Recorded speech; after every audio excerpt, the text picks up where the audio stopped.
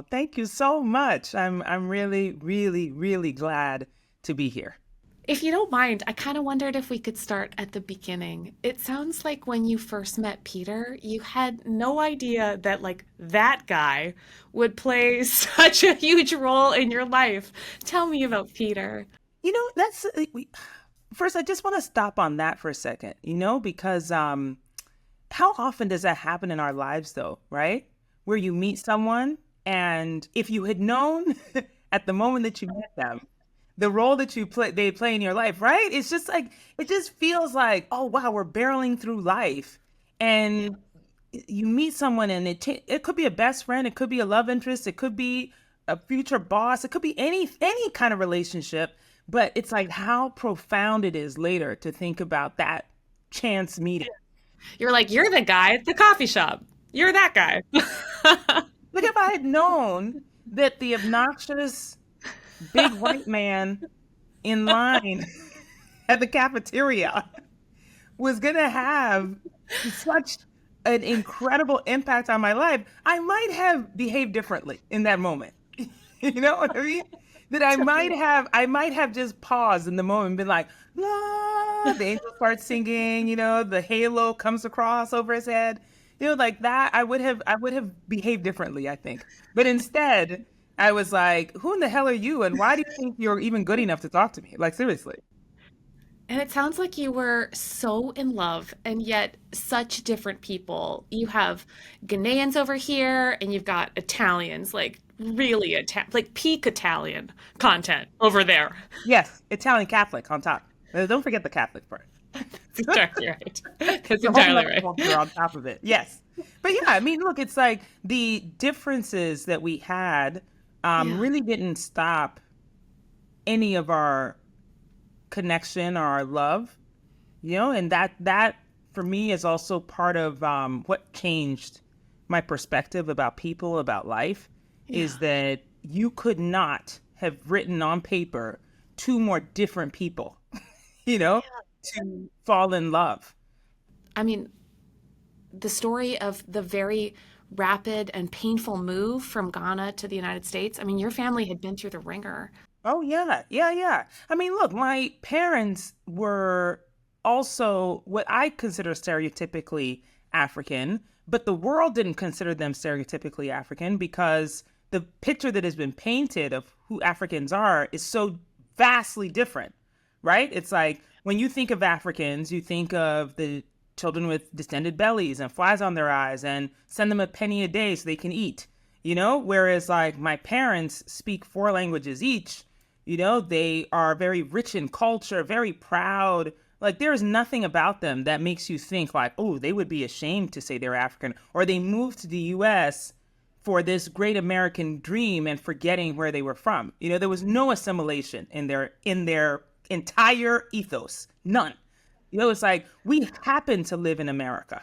Yes. We Yes. happen to live here. We could just as well live in Italy, or we could just as well live in Finland, but we live in America. We are still Ghanaian, so very proudly so. And so it was very strange for me when I would meet people, and it was almost like assumed that I should be ashamed of my Africanness. Mm, That mm. somehow that was lesser because they come from a place that is exalted as being better than this very dark continent, right? Yes. And so even when I met Peter and his family, I think it probably surprised them about how proud I am of my heritage, as proud as they are of theirs. Like Yes. you can't talk about Christopher Columbus to them in any kind of negative way. You know what I'm saying? Like, you better, Columbus Day comes, you better not say anything about Indigenous People Day. Like, don't even fix your face. Meanwhile, I'm just like, well, the rape and pillage of the Americas is very much like the rape and pillage of Africa. And it was like, stop, stop, you know? So for me, the idea of my biculturalness, Yeah. being very proudly Ghanaian, being very proudly American, like all of that just felt very normal to me. I'm like, yes, of course I can have all the things. Of course I can be all the things. Why would I be ashamed of any of it? That makes me who I am. When you fell in love and you wanted to move in together, your dad had this very, I grew up in Canada, and I have a lot of immigrant family friends, and like Uh-huh. it seemed like peak immigrant dad move where he was like, "Oh, I'm sorry, you're doing what? Oh, Oh, I'm sorry. I'm sorry. I might be in China right now, but like okay. I'm getting on a flight. I'm gonna Yeah. show up in your boyfriend's office at work, Uh-huh. and Uh-huh. we're gonna have a chat."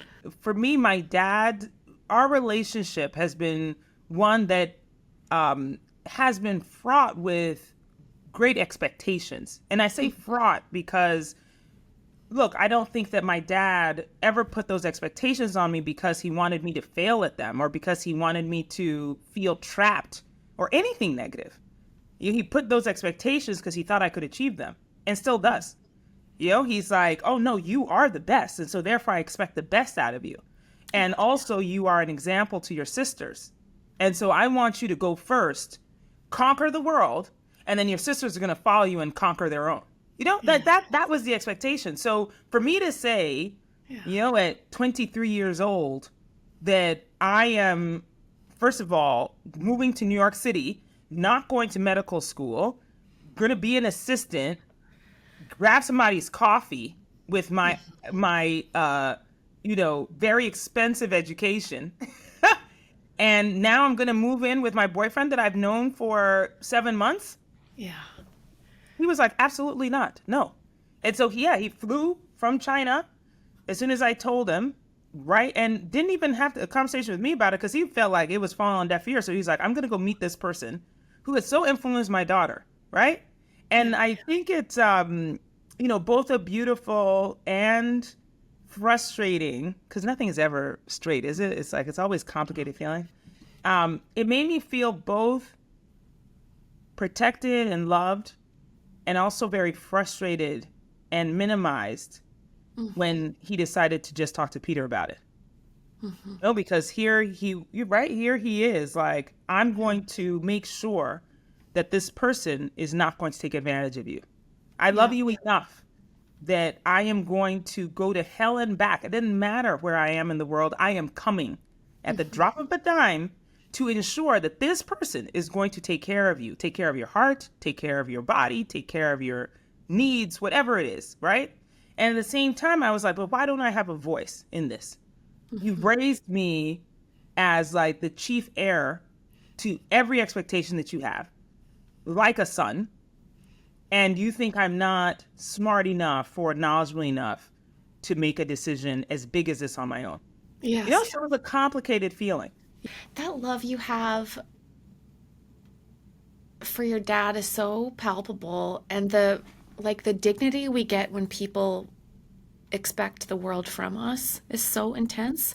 And you had such an intense inversion though in such a short period of time, because like when you get married, that just happens to also be the time when your parents' marriage falls apart, when your formidable, amazing, larger than life dad is now like living with you in a studio apartment. That must have been a very strange kind of way to, I don't know if it was it like aging into your own expectations for your I life. mean, It's just so odd when we oh, have like a it's different so odd. inversion with our I know. parents. I know. And you know what? I don't think that we talk about that enough, right? We don't.